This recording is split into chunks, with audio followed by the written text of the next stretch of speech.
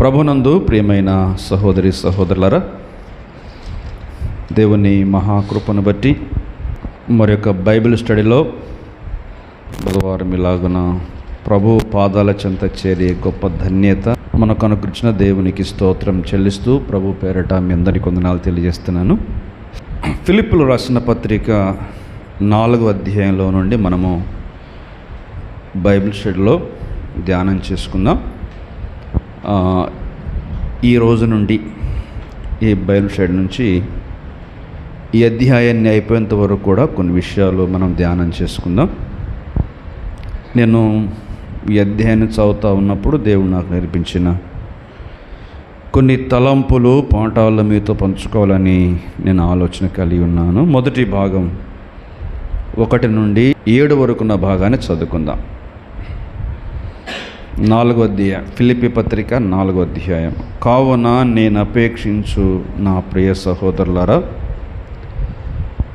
నా ఆనందమును నా కిరీటమునయున్న నా ప్రియులారా, ఇట్లు ప్రభువునందు స్థిరులై ఉండుడి. ప్రభువునందు ఏక మనసు గలవారయుండుడని యువదియను సుంటికేను బతిమాలుకొనుచున్నాను. అవును, నిజమైన సహకారి ఆ స్త్రీలు క్లెమెంతుతోనూ నా ఇతర సహకారులతోనూ సువార్త పనిలో నాతో కూడా ప్రయాసపడిన వారు గనుక వారికి సహాయం చేయమని నిన్ను వేడుకొనుచున్నాను. ఆ సహకారుల పేరులో జీవగ్రంథమందు వ్రాయబడి ఉన్నవి. ఎల్లప్పుడూ ప్రభువునందు ఆనందించుడి. మరలా చెప్పుదును, ఆనందించుడి. మీ సహనమును సకల జనులకు తెలియబడనీయుడి. ప్రభువు సమీపముగా ఉన్నాడు. దేనిని గూర్చియు చింతపడకుడి గాని ప్రతి విషయములోనూ ప్రార్థన విజ్ఞాపనముల చేత కృతజ్ఞతాపూర్వకంగా మీ విన్నపములు దేవునికి తెలియజేయుడి. అప్పుడు సమస్త జ్ఞానమునకు మించిన దేవుని సమాధానము యేసుక్రీస్తు వలన మీ హృదయములకును మీ తలంపులకును కావలి ఉండును. దేవుడు ఈ దివ్యమైన మాటలు మన కొరకు దీవించుగాక. ఈ ఫిలిప్పీ పత్రిక 4వ అధ్యాయాన్ని మనము 4 భాగాలు చేసుకోవచ్చు. మొదటి 7 వచనాలు ఒక భాగము, 8, 9 వచనాలు రెండో భాగం, 10 నుండి 20 వరకు మూడో భాగం, 21 నుండి 23 వరకు మూడో భాగం. మొదటి 4వ భాగం 7 వచనాలు మొదటి భాగం, 8, 9 వచనాలు రెండో భాగం, 10 నుండి 20 వరకు మూడో భాగం, 21 నుండి 23 వరకు 4వ భాగం. ఈ 4 భాగాలకు 4 పేర్లు పెట్టుకుందాం. మొదటి భాగం ఏం పెట్టుకోవచ్చు అంటే దయనీయమైన స్థితి. ఫిలిప్పీ సంఘములో చాలా యోగ్యతలు ఉన్నాయి. ఫిలిప్పీ సంఘములో కొన్ని మంచి లక్షణాలు ఉన్నాయి, కానీ అదే సమయంలో కొన్ని దయనీయమైన విషయాలు కూడా ఉన్నాయి. దయనీయం అంటే బాధాకరమైనవి, కష్టకరమైనవి, ఇబ్బంది కలిగించేవి.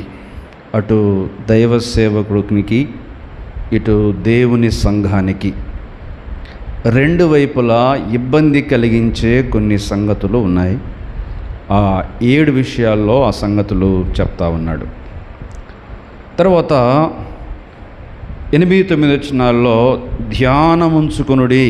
ధ్యానము అనే మాట కనబడుతుంది. ఏవి సత్యమైనవో, ఏవి మాన్యమైనవో, ఏవి న్యాయమైనవో, ఏవి పవిత్రమైనవో, ఏవి రమ్యమైనవో, ఏవి ఖ్యాతి గలవో వాటి మీద ధ్యానం ఉంచుకోండి. వాటి మీద మీ మెడిటేషన్ ఉంచండి. మెడిటేట్ అపాన్ దీస్ థింగ్స్ అని చెప్తున్నాడు.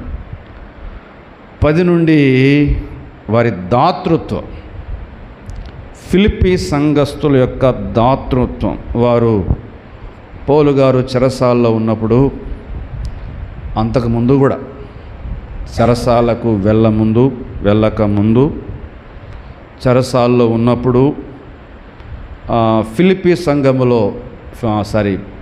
పట్టణంలో సువార్త ప్రకటించి సంఘం ఏర్పడిన తర్వాత అపోస్తల కార్య 16వ అధ్యాయంలో ఫిలిప్పీ పట్టణంలో సంఘం ఎలా కట్టబడిందో ఆ చరిత్ర కనబడుతుంది. నెక్స్ట్ 17వ అధ్యాయంలో వారు తెస్సలోనిక అనే పట్టణంకి వెళ్తారు. అక్కడ కింద అన్నాడు, తెస్సలోనిక పట్టణంలో మేమున్నప్పుడు కూడా మీరు మాటికి మాకు ఎలా సహాయం చేశారో మీ దాతృత్వం నాకు తెలుసు అని వారి దాతృత్వాన్ని గురించి చెప్తూ వచ్చాడు 20 వరకు. తద్వారా దేవుడు వారు చేసే మేలు కూడా చెప్పాడు. చివరి వచనాల్లో ధన్యకరమైన పలుకులు, బ్లెస్సింగ్స్ అంటారు.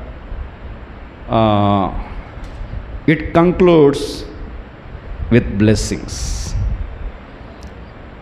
Every episode starts with greetings and ends with blessings or benediction అంటారు. ఈ ధన్యకరమైన పలుకులతో ఈ అధ్యాయము లేక ఈ పత్రిక ముగించబడుతుంది. మనము ఈ 4 విషయాలను ఈరోజు కాదు కానీ 2-3 బైబిల్ క్లాసెస్లో మనకున్న సమయాన్ని బట్టి మనము ధ్యానం చేసుకుందాం.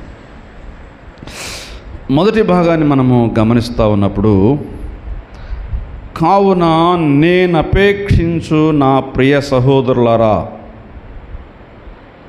నా ఆనందమును నా కిరీటమునయున్న నా ప్రియులారా, ఇట్లో ప్రభునందు స్థిరులై ఉండుడి అని చెబుతున్నాడు. పౌలు గారు సంబోధిస్తూ, నేను మీ పట్ల అపేక్ష కలిగి ఉన్నాను, నేను అపేక్షించే నా ప్రియ సహోదరులు మీరు, తరువాత నాకు ఆనందము నాకు కిరీటం మీరు. ఇవి చాలా అమూల్యమైన మాటలు. అంటే దేవుని సంఘము అనేది దైవ సేవకునికి ఆనందం. దైవ సేవకుడు ఎంత కష్టపడ్డా, ఎంత ఖర్చుపడ్డా, ఎంత ఆవేదన చెందినా సంఘము తనకు ఆనందం కలిగిస్తూ ఉంటే ఆ వేదనంతా మర్చిపోతాడు, ఆ కష్టమంతా మర్చిపోతాడు. మీరు నాకు ఆనందము, తర్వాత నా కిరీటము అన్నాడు. దైవ సేవకునికి సంఘము కిరీటం పెట్టాలంటే బంగారు కిరీటం కాదు. అతన్ని సన్మానించాలి, అతన్ని గౌరవించాలి, అవమానపరచకూడదు, హేళన చేయకూడదు, బజారు పాలు చేయకూడదు, రోడ్డుకి ఈడ్చకూడదు, తప్పులు వాళ్ళకి వీళ్ళకి చెప్పకూడదు. ఎందుకంటే మనలాగే దైవ సేవకుడు కూడా ఒక మనిషే. చిన్న లోపాలు ఖచ్చితంగా ఉంటాయి. ఇంట్లో తల్లిదండ్రుల లోపాలు పిల్లలు బయట చెప్తే ఎంతలా మనం బాధపడతామో, అట్లాగే దేవుని సంఘములో ఉన్న విశ్వాసులు, దేవుని బిడ్డలు దైవ సేవకుల లోపాలను వీధుల్లో చాటకూడదు, మరొకరు చెప్పకూడదు. అప్పుడేమైందంటే కిరీటం పడిపోయిద్ది. తెస్సలోనిక పత్రికలో అన్నాడు ఒక మంచి మాట, చూడండి చదువుకుందాం. ఈ పక్క కొలసే తర్వాత ఉంటుంది. ఒక కిరీటము అన్నాడు ఆయన. చాలా గొప్ప మాట అది. తెస్సలోనిక మొదటి పత్రిక 2వ అధ్యాయం 19వ వచనంలో, ఏలయనగా మా నిరీక్షణ అయినను ఆనందమైనను అతిశయ కిరీటమైనను ఏది, మన ప్రభువైన యేసు యొక్క రాకడ సమయమున ఆయన ఎదుట మీరే కదా, నిశ్చయముగా మీరే మా మహిమయు ఆనందమునై ఉన్నారు అన్నాడు. నా ఆనందము అతిశయ కిరీటం. అంటే దైవజనుడు చూస్తున్నప్పుడు అసహించేలా ఉండాలి కానీ ఆవేదన చెందేలా ఉండకూడదు. దేవుని వాక్య సత్యాలు మనం జాగ్రత్తగా పట్టుకోవాలి. ఇక్కడ కిరీటం అన్నాడు కానీ అక్కడ అతిశయ కిరీటం. మా ఆనందమైన, మా అతిశయ కిరీటమైన మీరే కదా, జాగ్రత్తగా వినాలి. దైవజనుడు సంపాదన పక్కన పెడతాడు, శక్తిని పక్కన పెడతాడు, అన్ని పక్కన పెడతాడు.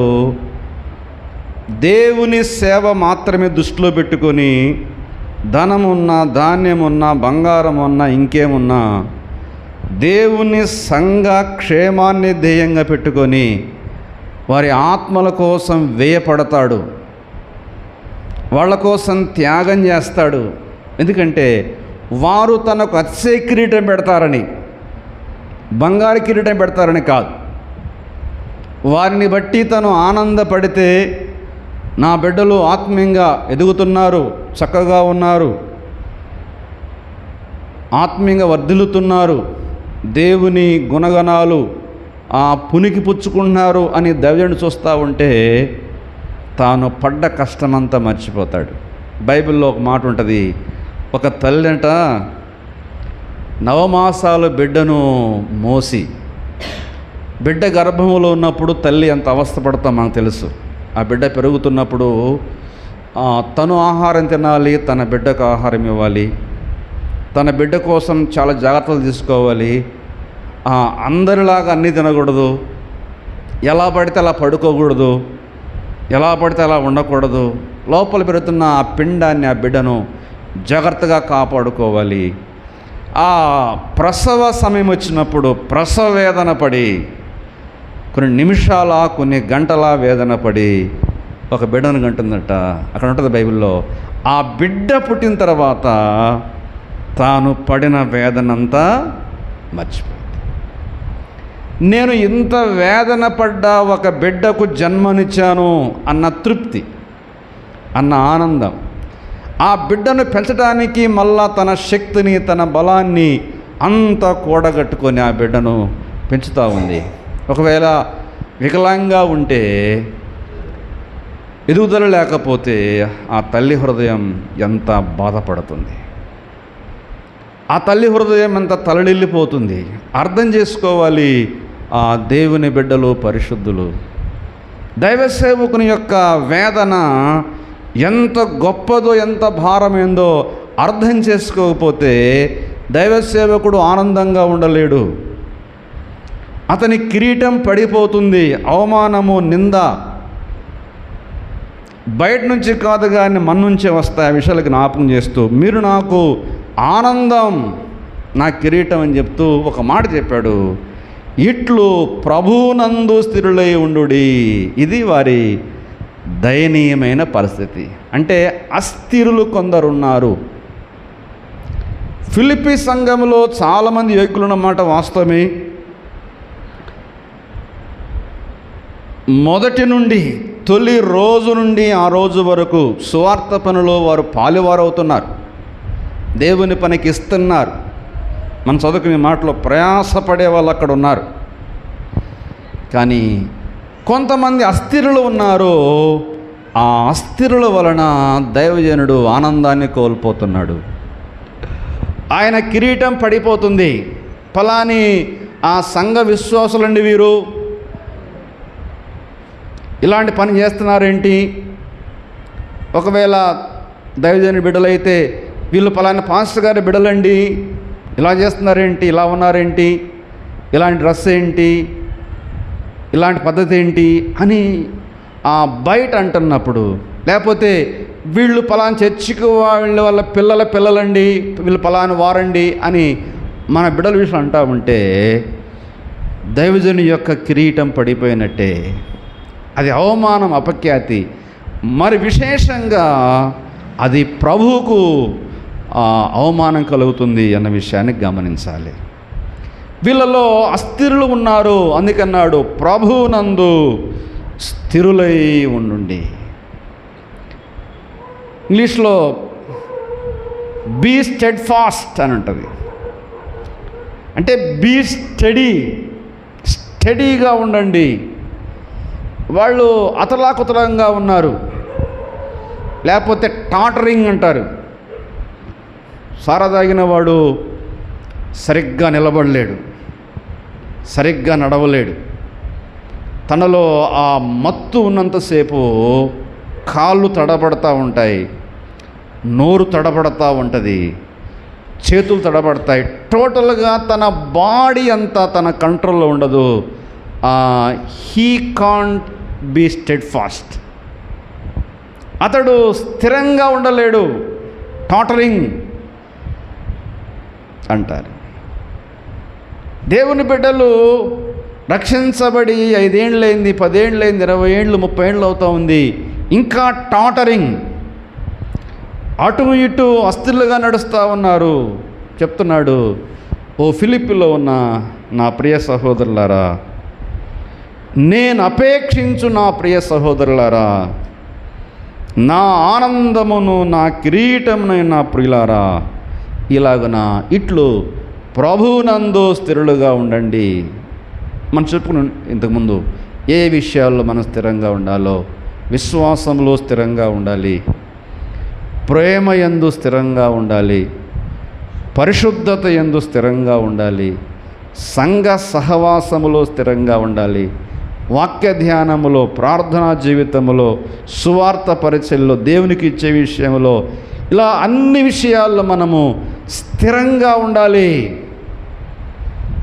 అస్థిరుల కట ప్రభువు వలన ఏమీ దొరకదు అన్నాడు.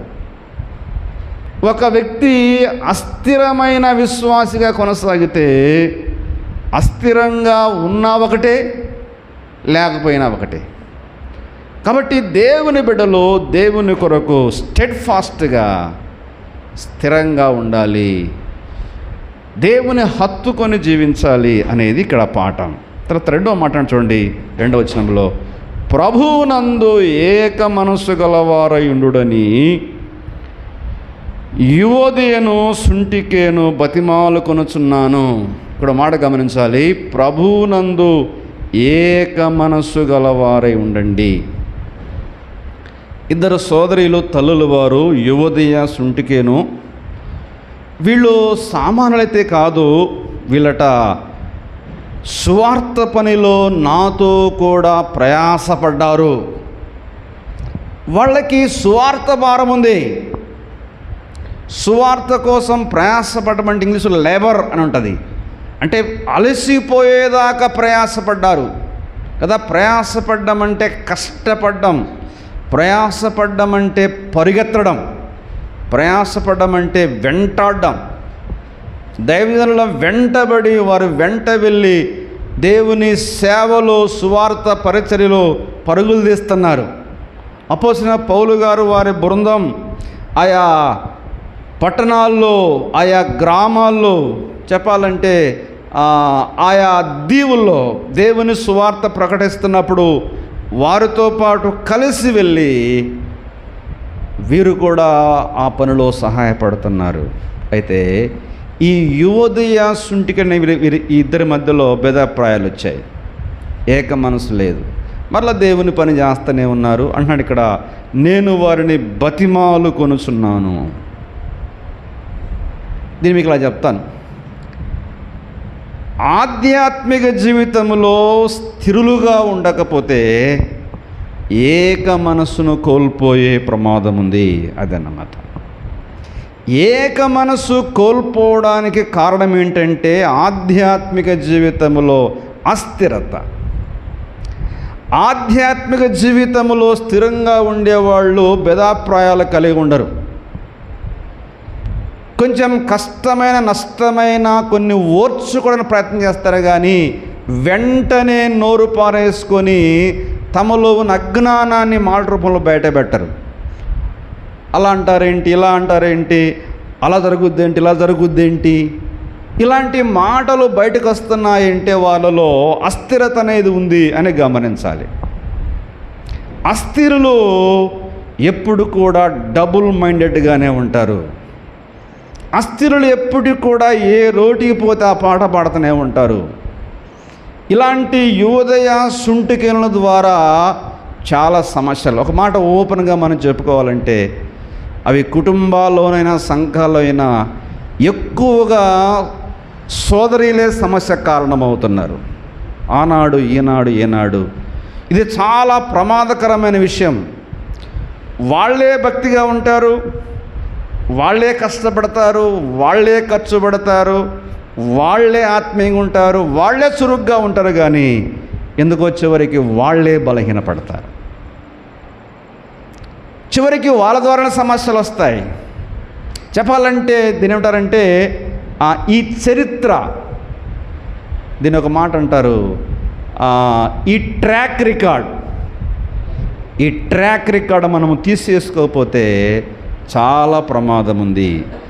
మనం ఎంతో కష్టపడుతున్నాం, ఎంతో ఖర్చు పడుతున్నాం, ఎంతో ప్రయాసపడుతున్నాం, కానీ ఏక మనసు లేని కారణం చేత సంఘం యొక్క పరువు సాక్ష్యము బజారు పాలవుద్ది. భార్యాభర్తల మధ్యలో ఏక మనసు లేకపోతే కుటుంబ పరువు ఎట్లా బజారు పాలవుతుందో, అన్నదమ్ముల మధ్య ఏక మనసు లేకపోతే ఎలా బయటపడే చులకనైపోతామో, అలాగే సంఘములో ఉన్న పరిశుద్ధుల మధ్యలో ఏక మనసు లేకపోతే బజారు పాలైపోతాము. ఈ ఏక మనసు లేకపోవడం కారణం ఏం చెప్పాను? ఆత్మీయ జీవితంలో స్థిరత్వం లేకపోవడం. చూడండి, ఈ రెండు లేకపోతే ఏమొచ్చు? మళ్ళీ అక్కడికి వద్దాం. 4వ వచనం, ఎల్లప్పుడూ ప్రభువునందు ఆనందించుడి, మరలా చెప్పుదును ఆనందించుడి. అంటే ఎంత లింక్ అన్నమాట. స్థిరత్వం లేకపోతే ఏక మనసు కోల్పోతాం, స్థిరత్వము ఏక మనసు రెండు లేకపోతే ఆనందం కోల్పోతాం. ప్రభువులో ఆనందంగా ఉండాలంటే మనం ప్రభువులో స్థిరంగా ఉండాలి. ప్రభువులో ఆనందంగా ఉండాలంటే మనం తోటి వారితో ఏక మనసు కలిగి ఉండాలి. మరి విశేషంగా కాపరితో సంఘము ఏక మనసు లేకపోతే ఆ గొర్రెలకు కష్టకాలమే, అంతే కదా. గొర్రెలకు కాపరికి సంబంధం లేకపోతే ఎట్లుండే గొర్రెలు? ఇది చాలా ప్రమాదకరమైన విషయం. ఆ సంబంధ బాంధవ్యాలు కోల్పోతే ఏ గొర్రె కూడా క్షేమంగా ఉండదు. కాపరి ఉంటాడు, కాపరి దగ్గర ఎప్పుడున్న గొర్రెలు అట్లాగే ఉండిపోవు. గొర్రెలు కొత్త వేస్తుంటాయి పోతుంటాయి, కొత్త వేస్తుంటాయి పోతుంటాయి. కానీ గొర్రెకు చాలా ప్రమాదం. గొర్రె ఎప్పటికైనా కాపరితో అనుసంధానం చేయబడి సాన్నిహిత్యం కలిగి అన్యోన్యంగా ఉండాలి. మనము పొలాల చెరువులో ఉన్నా, ఇంకెక్కడున్నా మన పిల్ల విద్యార్థులు ఎక్కడ చదువుకున్నా, ఉద్యోగాలు చేస్తా ఉన్నా, వారు ఉన్నటువంటి స్థానిక సంఘంలో ఉన్న కాపరితో, దైవ సేవకునితో అన్యోన్య సంబంధం కలిగి ఉండాలి. ఎప్పటికీ విశ్వాసికి కాపరికి మధ్యలో విభేదం తలెత్తకూడదు. అది చాలా ప్రమాదానికి దారితీస్తుంది. అది ఎంత దూరమైనా వెళ్ళిపోద్ది. దేవుని గ్రంథం ఎంత తేటగా మనకు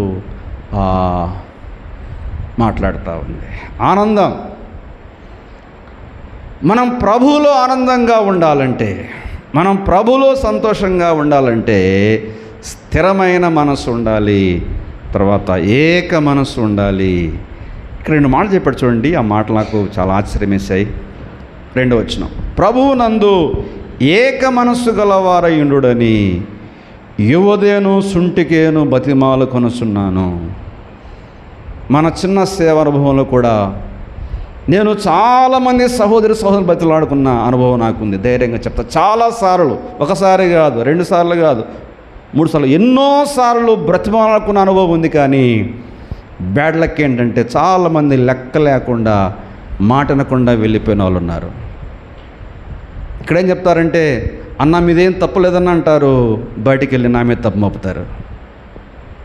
చాలామంది అలాగా, అన్న మీరు తప్పలేదని అంటారు, బయటికి వెళ్ళి తప్పు మోపుతారు. ఒక దైవ సేవకునిగా నా పాత్ర నేను చేయాలి కాబట్టి చాలామంది వ్యక్తిగతంగా బతిలాడుకున్నాను. ఎవరిని దూషించలేదు, ఎవరిని ద్వేషించలేదు, ఎవరి మీద కేకలు వేయలేదు. ఆవేశాన్ని అణుచుకొని ఆ దీనత్వముతో, తగ్గింపుతో కాళ్ళు గడాలు పట్టుకోలేదు, కానీ అన్నంత పట్టుకున్నంత పని చేయటం కూడా జరిగింది. అది దైవ సేవకుని యొక్క బాధ్యత. ఇక్కడ కూడా పౌలు గారు, నేను యువదియను సుంటికేను బతిమాలు కొనుచున్నాను. అవును, ఓ నిజమైన సహకారి క్లెమెంత్ గారు, వారు నాతో కూడా ప్రయాసపడ్డారయ్యా. వాళ్ళు సామాన్యులు కాదు, వాళ్ళు చెమటోడ్చిన వాళ్ళే, వాళ్ళు ప్రయాసపడ్డ వాళ్ళే. ఏం చేద్దాం, బ్యాడ్ లక్, వాళ్ళలో ఏదో భేదాభిప్రాయం వచ్చింది, డిసగ్రిమెంట్స్ వచ్చాయి. వాళ్ళిద్దరూ సమాధాన పడాలని నేను వాళ్ళ కోసం బతిమాలుకున్నాను. నిజంగా ఆ సహకారుల పేర్లు జీవగ్రంథంలో రాయబడ్డాయి. వాళ్ళు కొంచెం అది దిద్దుకుంటే బాగుండు అని బ్రతిమాలుతున్నాడు. తర్వాత ఆయన్ని వేడుకుంటున్నాడు. నిన్ను వేడుకుంటున్నానయ్యా, నువ్వన్న కనీసం వెళ్ళి కొంచెం వారితో మాట్లాడతా. అంటే అర్థం ఏంటంటే, పౌలు గారు చెప్పినా కూడా వాళ్ళు వినలేదని అర్థం. ఎంత భయంకరం ఉంటారు. ఎవరు చెప్పినా వినని వారు ఉంటారు. అపవాది వారి మనసు కఠినపరిచినప్పుడు మేలు కోరేవారు, క్షేమం కోరేవారు ఎంత చెప్పినా వినరు. మా దారే గోదావరి అని ఆ గోదావరి వైపు వెళ్ళే వాళ్ళు కూడా ఉంటారు. అయినా వదిలిపెట్టలేదు. అయ్యా, ఓ క్లెమెంత్ గారు, మీరైనా వెళ్ళి ఒకసారి వాళ్ళకి చెప్పండి అని నిన్ను వేడుకుంటున్నా అన్నాడండి. వ్యక్తులను కోల్పోవడం, విశ్వాసం కోల్పోవడం కాపరికి ఇష్టముండదు. గొర్రెలను కోల్పోవడం కాపరికి ఇష్టముండదు. కానీ ఎంత చెప్పినా వినకపోతే కష్టం మీదనే కోల్పోవాల్సి వస్తుంది. కానీ కాపరి మాత్రం ఊరుకోడు. ఎన్ని విధాలుగా ప్రయత్నం చేయాలో అన్ని విధాలుగా కాపరి ప్రయత్నం చేస్తూనే ఉంటాడు. ఈ మొదటి 3 వచనాల్లో వారికి ఉన్న దయనీయమైన స్థితి మనకు కనబడుతుంది. ఇక మరలా మనం ముందుకు వస్తే అది మాత్రమే కాదు, కానీ 5వ వచనం, మీ సహనమును సకల జనులకు తెలియబడనీయుడి, ప్రభు సమీపంగా ఉన్నాడు. ఇక 2వ సమస్య అసహనం అంటారు. అసహనం. అసహనం అనేది దేవుని బిడ్డల మధ్యలో ఉండకూడదు. ఎందుకంటే మన ప్రభువైన యేసుక్రీస్తు వారు సహనానికి మారుపేరు. దేవుని బిడ్డల యొక్క సహనము, వారి ప్రేమ, వారి సాత్వికము బయట వారికి స్పష్టంగా కనబడాలి. బయట వారికి స్పష్టంగా కనబడాలి. తొందరపాటుతనం, నోరు పారవేసుకోవడం, కేకలు వేయడం, గొడవలు పెట్టుకోవడం, ఒకళ్ళ మీద ఒకరు దూషణల మాట పలుకోవడము దేవుని బిడ్డలకు క్షేమకరం కాదు. మీ సహనము సకల జనులకు తెలియబడనియండి. మనం చేస్తున్నామంటే తెలియబడని విషయాలేమో తెలియజేస్తున్నాం, రహస్యంగా ఉండే వాటినేమో మనము బయట చెబుతున్నాం. అంటే మనంతా రివర్స్లో ఉందన్నమాట. ఇక్కడ ఒక మాట ఉంది, మీ సమస్యలు దేవునికి తెలియజేయండి, మీ సహనము సకల జనులకు తెలియజేయండి. చూసారా? అంటే మన సమస్యలు, మన చింత, మన కష్టాలు దేవుని చెప్పుకోవాలి. మన అసహనాన్ని లోకాన్ని చెప్పకూడదు. సహనము తెలియబడాలి. Let our endurance or patience be known to all people. మన సహనం, మన ఓర్పు, మన సాత్వికం అది బయటికి తెలియాలి. కొంతమంది సహోదరులు నా విషయంలో అన్న కోపం ఎక్కువ, అది ఎక్కువ, ఇది ఎక్కువ అంటాడు.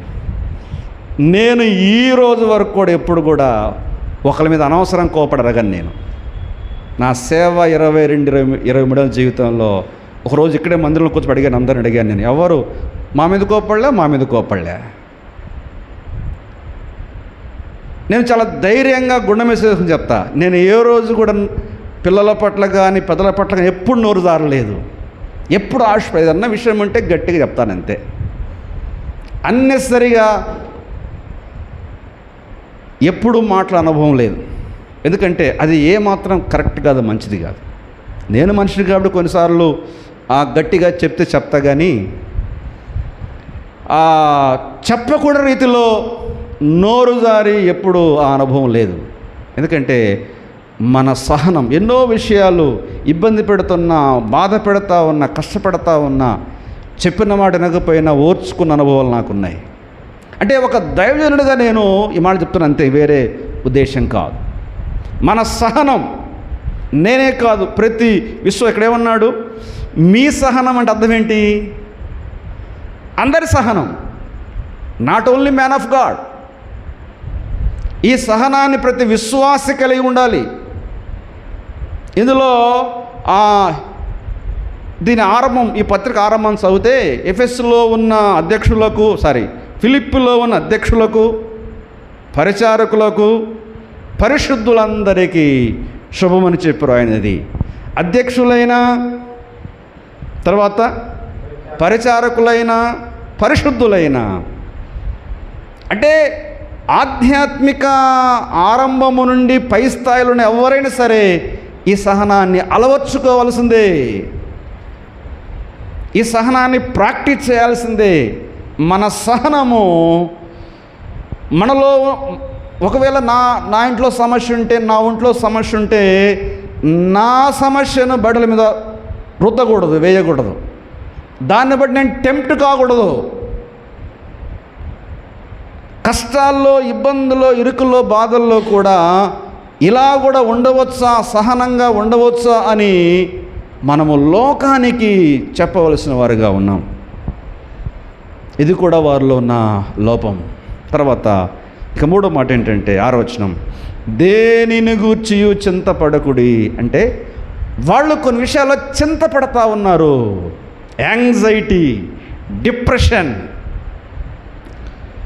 వాళ్ళకు తెలుసు, కిందన్నాడు, సమస్త జ్ఞానానికి మించిన దేవుని సమాధానం యేసుక్రీస్తు వల్ల మీ హృదయాలకు మిత్రులు. అంటే మన దేవుడు సమాధానకర్త అని, శాంతికర్తని, కష్టాల్లో బాధల్లో తోడడం తెలుసు, కానీ ఆయన చింతపడుతున్నారు. అది వారి దయనీయమైన స్థితి.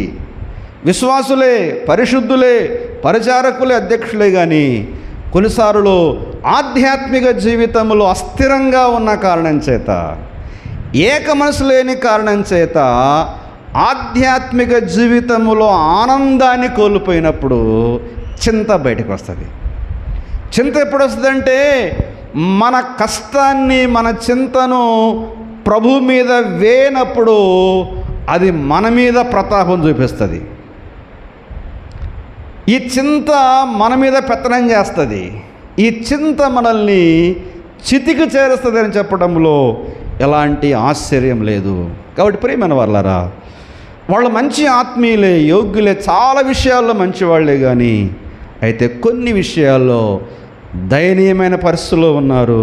జాతకనాలి, దైవజనుడు మెచ్చుకునే వాటిని మెచ్చుకుంటాడు, ఖండించే వాటిని అది దైవజనుడి పాత్ర. చాలా విచారకరం. ఈ మధ్య కొంతమంది మన ప్రియుల సహోదరులు, నేను చాలా బాధగా చదువుతున్నాను, ఆ మాట చెప్పాడు, ఈ మాట చెప్పాడు, వాళ్ళ కోసం చెప్పమసలు మనం. దైవజనుడి నోటి వెంట అన్ని రకాల మాటలు వస్తాయి. ఆత్మీయ ఎదిగే వారికి సంతోషకరంగా ఉంటుంది, బలహీనపడ్డ వాళ్ళకి బలహీనంగా ఉంటుంది, అన్ని రకాలు వస్తాయి. ఇది చాలా విచారకరమైన అనుభవం. అది అట్లా ఎప్పుడు చెప్పకూడదు, అనకూడదు అసలు. అలా ఎవరైనా అంటే చెప్పండి, దేవుని వాక్యము అందరు కూర్చుకుంటుంది. కొంతమందికి ఏమో సంతోషం కలిగిస్తుంది, కొంతమందికి ఏమో బాధ కలిగిస్తుంది. స్కూల్లో పంతులు గారు మాట్లాడుతూ ఉంటే మంచి మార్కులు ఎట్టుంటాడు, సంతోషంగా ఉంటాడు. తక్కువ వచ్చిన ఏం చేస్తాడు, మూతి ముడుచుకొని. పంతులు గారు చెప్పే ఏ మాట వాడికి అటువంటి కష్టంగా ఉంటుందా, లేకపోతే ఆనందంగా ఉంటుందా? చాలా కష్టంగా ఉంటుంది. ఎందుకు? ఫెయిల్ అయ్యాడు, మార్కులు తగ్గాయి. అరే ఈడు ఇంతేరా, ఈడు వేస్ట్ గాడరా, అది బయటకు వచ్చి వీడు వేస్ట్ గాడరా ఈడు అంటూ ఉంటాడు. అంటే పంతులు గారు వేస్ట్ గాడా? కానీ కొంతమంది బాగా చదువుకునే బిడ్డలకి ఆనందంగా ఉంటుంది, సంతోషంగా ఉంటుంది. అక్కడంత తేడా ఉంటే దేవుని వాక్యం చెప్తున్నప్పుడు ఒకరి కోసం చెప్పరు, చెప్పేవాళ్ళు వేరుగా ఉంటారు. కొంతమంది చెప్పడానికి సిద్ధపడి వస్తారు, అనుకొని చెప్పేస్తారు. అంటే దేవుని వాక్యం అనేది ఇప్పుడు ఇది నా ధ్యానం, నేను ఎవరికోసం సిద్ధపడి రాలేదు, ఇది నా వ్యక్తిగత ధ్యానం. చెప్తున్నా నాకు తగులుతుంది, వినే మీకు కూడా తగులుతుంది. అప్పుడు ఏం చేయాలంటే వాక్య వెలుగులో మన జీవితాలు దిద్దుకోవాలి. ఒక మంచి మాట అంటాడు పౌలు గారు 1 కొరింథీ 10:11లో, ఈ సంగతులు దృష్టాంతములుగా వారికి సంభవించి మన బుద్ధి కలగడానికి. నేను మాట అంటాను, వాళ్ళు ఎప్పుడో వ్యభిచారం చేస్తే కదా, ఎప్పుడు చేశారు వాళ్ళు? క్రీస్తు పూర్వం 14 సంవత్సరాలు మోషే కాలంలో. ఆయన ఎప్పుడు చెప్తున్నాడు? క్రీస్తు శకం 70 చెబుతున్నాడు. ఎప్పుడో చేసిన వాళ్ళని అసలు ఇప్పుడు చెప్పాల్సిన అవసరం ఉందా? వాళ్ళు ఎప్పుడో విగ్రహారం చేస్తే ఇప్పుడు ఏం చెబుతున్నాడు? తప్పు తప్పే, ఆ తప్పును ఖండిస్తూ మనం అలా ఉండకూడదు. ఎందుకంటే వాళ్ళ జీవితాన్ని బట్టి మనకు బుద్ధి రావాలి. వాళ్ళలో కొందరు సనిగి సంహారం చేసి చనిపోయారు, మీరు సనగొద్దు. ఇప్పుడు వాళ్ళని తప్పుపట్టడం కోసం కాదు ఇది, లేకపోతే వాళ్ళ బదనాం చేయడం కోసం కాదు. ఇశ్రాయేలు ప్రజల్ని వాళ్ళు అలా ఉన్నారు కాబట్టి మనం సనగకుండా ఉందాం, మనం గొనకుండా ఉందాం. దేవుని వాక్యాన్ని సరిగ్గా అర్థం చేసుకోకపోతే ఆత్మీయ జీవితంలో దిగజారిపోయేటువంటి పరిస్థితి ఉంది. ఈ మొదటి భాగం మనం చదువుతున్నప్పుడు చింతపడవద్దు, కానీ ప్రతి విషయం చాలాసార్లు నేను మాట జ్ఞాపకం చేస్తూ ఉంటాను. ప్రతి విషయంలో ప్రార్థన ద్వారా, విజ్ఞాపన ద్వారా మీ విన్నపములు దేవునికి తెలియజేయండి. దేవుడు సమాధానకర్త. సమస్త జ్ఞానానికి మించిన దేవుని సమాధానం మీ హృదయాలకు, మీ తలంపులు కావాలి ఉంటుంది అంటూ ఈ భాగాన్ని ముగిస్తున్నాడు. కాబట్టి మన జీవితాల్లో నేనైనా మీరెవరైనా మనకు కొన్ని మంచి లక్షణాలు ఉంటాయి, దేవుని స్తోత్రం. వాటిని బట్టి మనం ఆనందపడకుండా ఎక్కడైతే మనం బలహీనంగా ఉన్నామో, ఏ ఏరియాలో బలహీనంగా ఉన్నామో, ఏ పరిస్థితుల్లో బలహీనంగా ఉన్నామో ఆ బలహీనత మీద దృష్టి పెట్టి మన దయనీయమైన పరిస్థితి నుండి బయటికి వచ్చి ధన్యకరమైన పరిస్థితికి రావాలని నేను ప్రేమతో జ్ఞాపకం చేస్తూ ఈ మాటలు ముగిస్తున్నాను. దేవుడు ఈ మాటలు మన కొరకు దీవించుగాక. ఆమేన్.